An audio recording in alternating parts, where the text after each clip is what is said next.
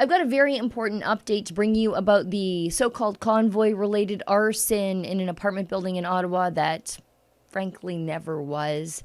It was so serious at the time that nobody actually reported it to the police. This week marks the first full week of testimony in front of the Public Order Emergency Commission. It's an official inquiry built into the Emergency Act itself that there must be an official examination of the use of this extreme law anytime it's invoked. Justin Trudeau invoked the never-before-used counter-terrorism law to suspend civil liberties and confiscate bank accounts and seize assets to euthanize the weeks-long convoy protest in the streets of Ottawa. Thousands of truckers and their supporters brought their trucks to the nation's capital to protest remaining COVID restrictions. Now, Rebel News is covering the commission, and we have a rotating team of journalists on the ground in Ottawa in a satellite studio. You can see our work and support our journalistic mission at truckercommission.com. And I think by the time we get through this video today, you'll see just how important it is for skeptical journalists to be in Ottawa. Because even when the narrative is proven wrong, these people just refuse to let it go. The truckers brought with them their bouncy castles, their fireworks, their barbecues, and of course their sense of fun. Much to the chagrin of many uptight Ottawa residents and the Prime Minister himself, who saw these fellow Canadians as foreign invaders. Now, many lies were told about the convoyers by the media, by the politicians, but also by attention-seeking local busybodies, including allegations that went around the world that convoy members were involved in an arson in an Ottawa area apartment building.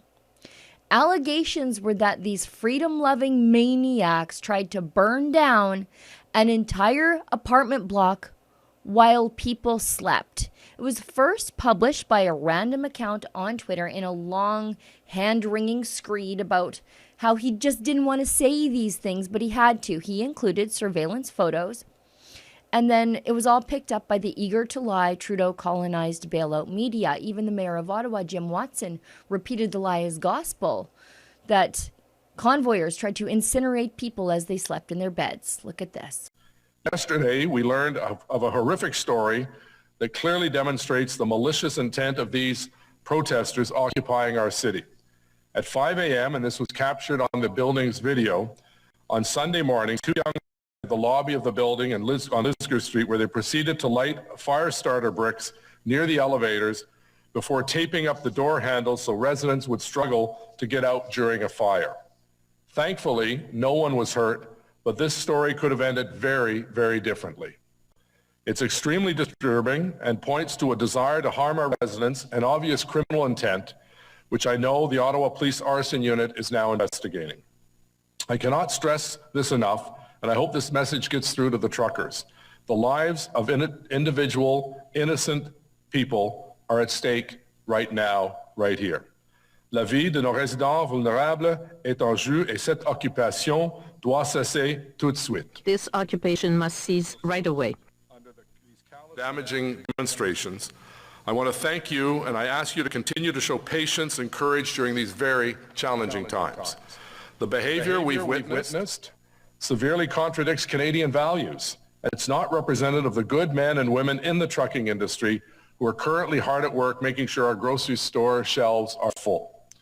And make no mistake, this protest is not hurting the government of Canada or the province of Ontario, and you have no sympathy left here to advance in the city of Ottawa.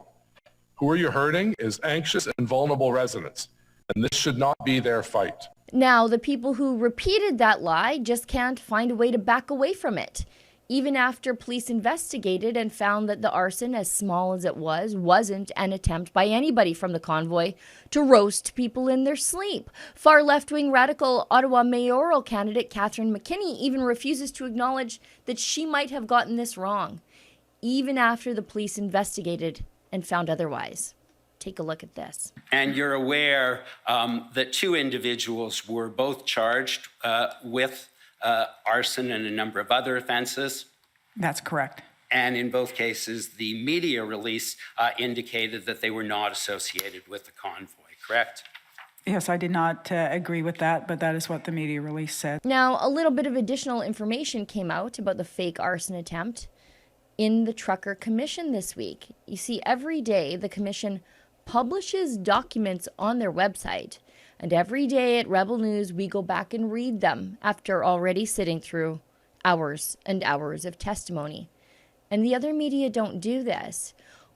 What I can tell you is this arson attempt that so rattled all those anxiety-riddled, emotionally fragile people in Ottawa in the mainstream media, well, I can tell you it was so serious that nobody actually reported it to the police until the next afternoon. It was only reported to the Social Justice Police on Twitter. Let me show you the documents. It's an email from someone inside the Ottawa Police Service up the chain of command to Patricia Ferguson.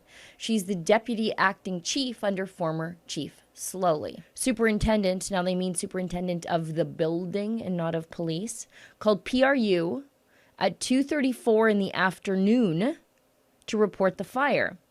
No call for service generated at the time. I think that's important. Let's go on. The incident occurred at 5:06 hours in the morning on February 6th and was captured on video surveillance. A complainant reported that two unknown males entered the building via the Metcalfe Street entrance and made their way to the lobby. These subjects then used plastic bags to tie up the door handles at the Lisker Street entrance.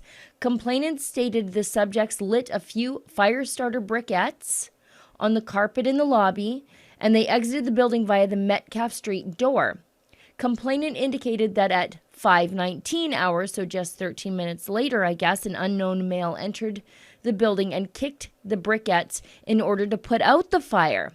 The male then exited the building and returned a few moments later with snow to extinguish the fire. So this fire is so catastrophic that nobody knew it happened until somebody looked at the surveillance tapes the next afternoon. Okay, let's keep going. Because for me, this is the best part here. Command Center Constable became aware of a social media post on Twitter concerning a possible arson at 225 Lisker Street related to the Freedom Convoy, and then initiated a call for service. FLD attended and generated a report.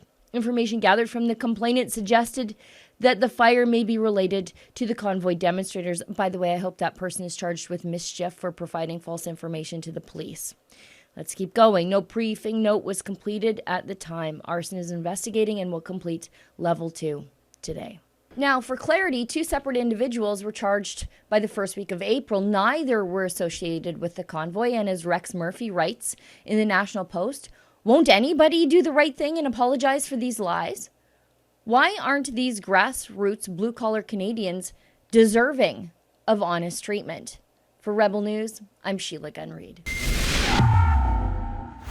To support our vital, independent, on-the-ground journalism in Ottawa during the public order emergency inquiry, and to see all of our coverage, please visit truckercommission.com.